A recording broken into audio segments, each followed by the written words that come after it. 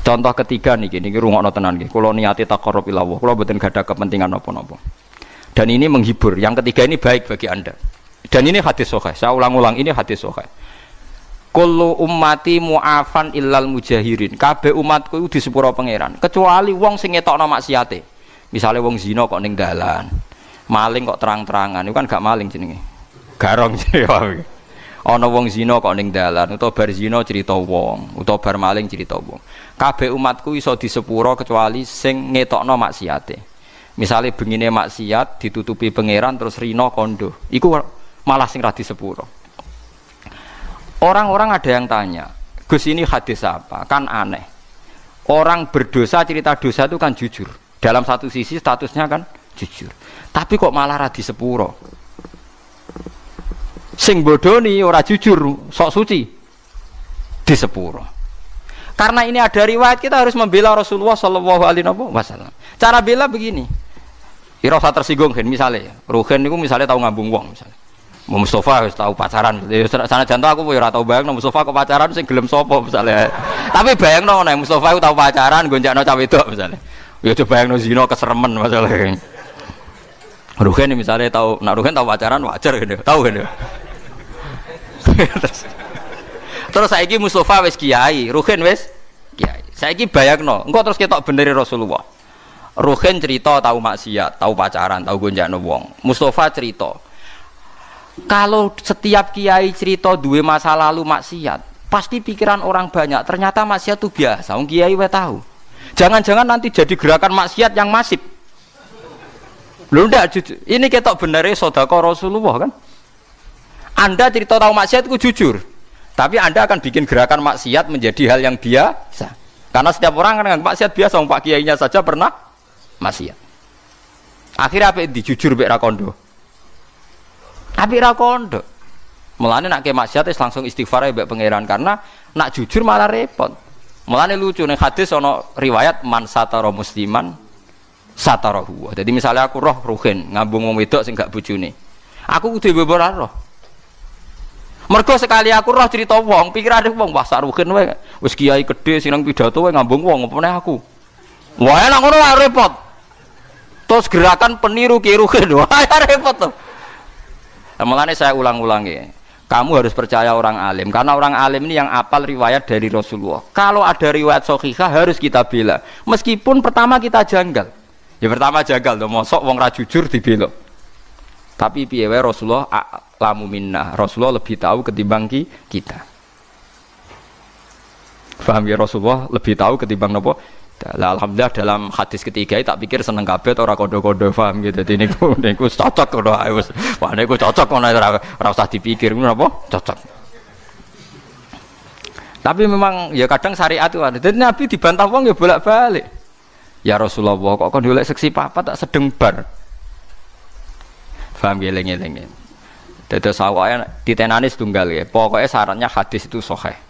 Itu harus kita terima senajan to wa fil qalbi min husaun. Meskipun kita agak gimana, agak gimana itu harus dilawan oleh hujjah. Paham oleh napa? Hujjah. Mergo Nabi wong pinter tenan, selain Nabi ya jeneng wong pinter tenan. Kula mboten nate ngerti Nabi dibantah sahabat kalah. Senajan to bantai sahabat nganggo akal. Nggih, ini kan kualitas akal sama wahyu itu beda. Kalau akal itu kualitasnya itu kadang tidak jangka panjang. Ya kayak tadi. Misalnya lelaki tadi benar cerita bojone selingkuh. Lelaki ini benar. Saya ulang lagi, lelaki ini benar cerita bojone selingkuh. Andai kan Anda terus bilang harus diterima, dia akan benar. Paling akal hanya secerdas ini, dia benar, ini benar. Tapi akal tidak bisa membayangkan bagaimana berjuta-juta lelaki yang memanfaatkan hukum ini kemudian tiap benci istrinya menuduh zina. Paham ya? Paham ya maksudnya? Itu bedanya wahyu. Wahyu punya kualitas yang lebih panjang. Makanya ditolak saja, paham? Kesaksian satu orang ini. Karena kalau diterima, mungkin untuk orang ini benar dalam, tapi orang ini saja kan. Bagaimana berjuta-juta orang yang berpotensi memanfaatkan hukum ini ketika benci istrinya. Paham sih kalau maksudnya? Lah yang pentingnya ngaji. Mulane bener Mu'adz bin Jabal ta'alu nu'min bina saatan. Kita nak kepengin iman bener iku anut ulama. Ulama macane sing akeh. Sampeyan gak kudu anut kula. Kula anut Gus Bak kowe oleh gedeng aku, tapi ilmune ora oleh mbok gedhi, ngalim kula. Lha kok kecuali sampean sakniki alim kula Gus monggo. Tapi selagi ini macam tesih kathah kula, maksudnya apalai hadis sahih cek. Yo kudu anut ilmu kula wong. Ya kok kula jek sugih, Ruhin kudu buruh kula. Awal-awal zaman ndekne sing sugih ya kula buruh, tapi kan kemungkinan itu ya kecil gitu. Kecil sekali gitu. Mola-malik nganti ngono kan. Mulane jare kanca kula nek kurang ajar jar. Kowe roh Gus babe Nabi kok do ganteng ya. Kena apa? Wali-wali rata-rata ganteng jare alasan jar. Mergo malaikat tuh males Gus. Lha piye? Wong swarga kan ganteng-ganteng. Dadi nek Nabi ganteng kan ngrubahe sithik. Tapi nak cowok elek dadi nabi kan mesti mlebu swarga, ngrubahe kakean Gus. Cangkemmu berarti kowe elek mlebu swarga ora angel. Ya ora gampang. Artinya nabi kan ahli swarga, mulane ambek Allah dipersiapno ganteng. Dadi ngrubahe gak pati apa? Akeh jare. Tapi nak kowe elek kan ngrubahe oh aku mau dipikir dhewe jare alasan. Paham ya, terus kula suwun kula buktikan berkali-kali, saya kan sering baca hadis tak ulang-ulang. Jadi Nabi itu selain wahyu ya cerdas.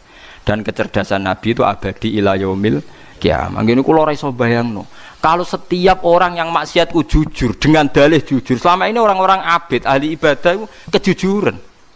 Mergo ora ana ilmune kadang-kadang. Kula nuriyen nate napa mawon molimo nate ngene-ngene kadang keliru.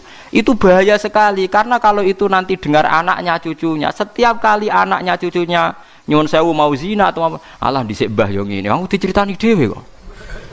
Ndak ini fair saja, paham nggih kula? Padahal dalilnya baik cerita mau jujur, paham nggih? Tapi apa arti jujur kalau nyulayani aturane Rasulullah sallallahu alaihi wasallam? Kita kudu luwih percaya Nabi karena Nabi a'rafu minna wa a'lamu minna. Bukan berarti kita ngajari kowe bodoni ora usah bodoni, ora usah cerita, tapi sementing ora usah sok suci. Aja tau maksiat, cucup wong seneng wong dididang-didingi kudu wong apik. Wis biasa ae falatu zaku napa? Alzaku. Ora usah sok suci. Misalnya kowe tau maksiat dadi kiai kok gagal umat bubar, aku iku sapa lah. Aku ya gendho bloko ketutupan ngono ae. Aja malah ngamuk. Kuandani wong ra bener lah, sing ra bener ku sapa?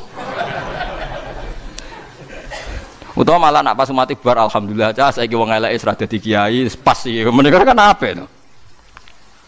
Paham ya, dadi kita kudu percaya riwayat kullu ummati mu'afan illal mujahirin. Artinya hadis ini jangan benturkan mosok ngaku zina, ngaku molimo kok malah elek. Ya itu ke depan ndak baik kan.